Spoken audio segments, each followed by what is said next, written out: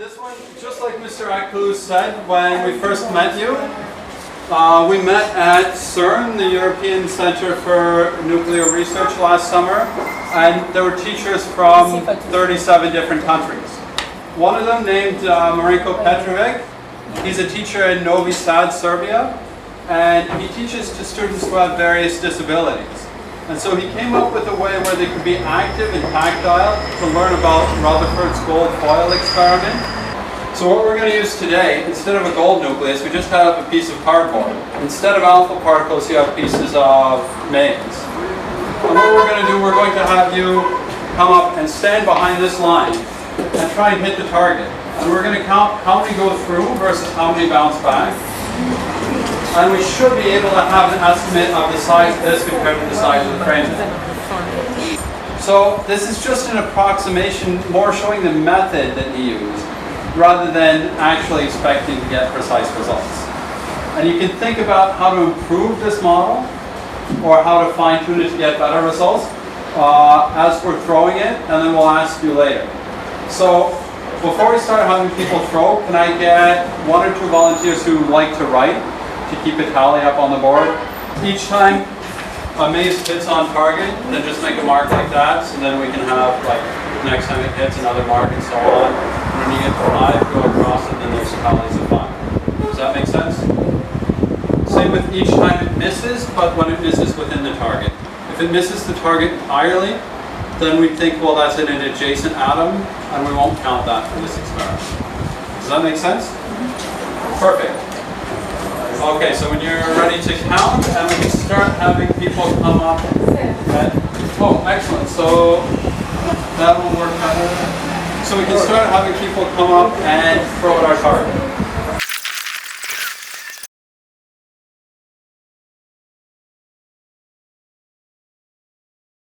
Let's look at the results. And we could go through calculations, adding up the numbers, but just eyeballing it. Looks like we have about 1/4 of the results where it hits, right? Maybe 1/4 or 1/5. So we'd expect the size of this is about 1/4 or 1/5 of the whole here.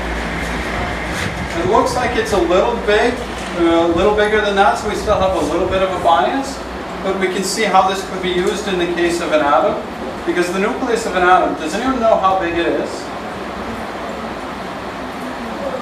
I don't even know an exact value, but I know it's about 10 to the minus 15 meters, like a millionth of a billionth of a meter. And we can't make a ruler that small. That's even much smaller than the wavelength of light. Now, if we compare the size of the atom to the size of the nucleus, the size of a gold atom, where the electrons are on the outside, that's about 10 to the minus 12. So it's about 1,000 times bigger, rather than just 1/4 of the size. So we're not going to get quite to that small, but I'm going to take a much smaller nucleus. And with the next round, we're going to have a smaller nucleus for for.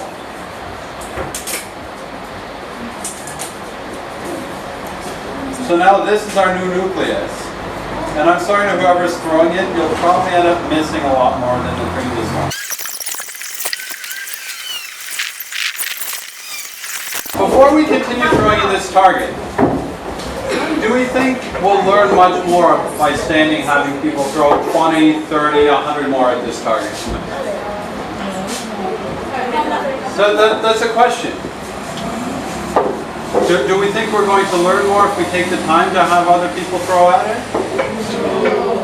Well, what have we learned so far? So it hit once? And it missed 14 times? Now, if we repeat this and we have another person throw 15, what do we expect the results to be?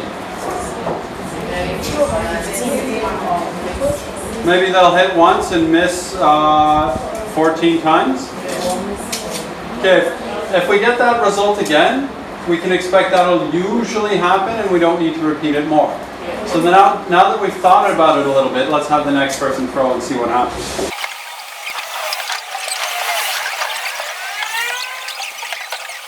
Okay, now she's thrown 15. Did any hit? No. Was our prediction correct? No. That she'd hit once and miss 14 times? No. That didn't happen. Yes. Do we want to revise our prediction? Yes. Do we think now maybe 1 out of 30 will hit? Yes. Maybe. Now, we could keep doing this, but I think we probably spent enough time throwing in the target for now. This is Chantal's improvement on the experiment. Instead of throwing things at the target, we have a target with several nuclei. And rather than using our own aim, we take something that takes aim out of it. I have the sheet on the floor, and I just drop the pen at it, even without looking. Then if it hits the sheet, the likelihood of it hitting one of these nuclei, or outside of a nucleus, is independent of my aim, because I wasn't even aiming for it, I was just aiming for the sheet. And so this can go a lot quicker, because I can drop pens, or I can have a lot of you dropping pens at the same time. Okay, 3, 2, 1, drop. Okay, now pick up your pen, ready to repeat. 3, 2, 1.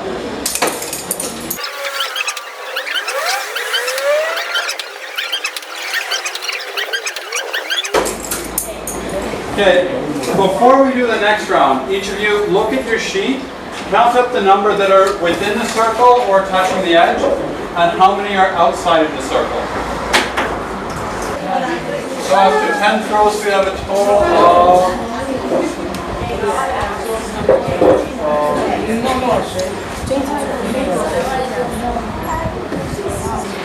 Can we handle 10 more so we can see if the ratio changes? So getting ready to drop again. 3, 2, 1.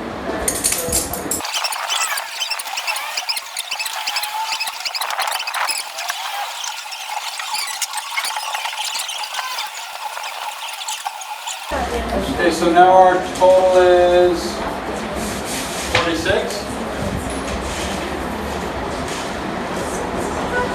54, feel free to double check that. So we'll use 46 for our next calculation. Now for our next calculation we need to do 2 things. We need to measure the size of the paper that is printed on. So slightly smaller than the whole paper, see how it got cut off here? And then we need to count out how many circles there are.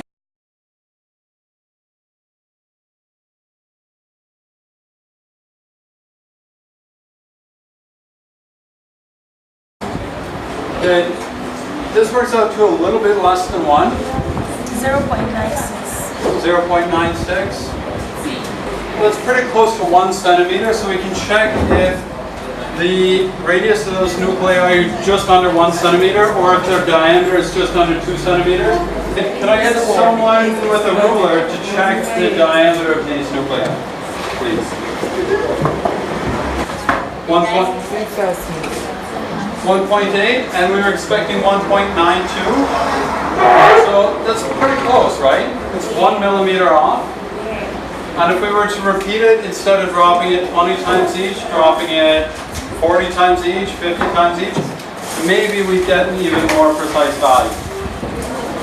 Are there questions about how we calculated the size of the nucleus here, and how this relates to Rutherford's experiment? And of course, the size of the nucleus is wildly exaggerated here. We could use smaller ones, or even smaller and smaller ones. But if it was to scale, then it's...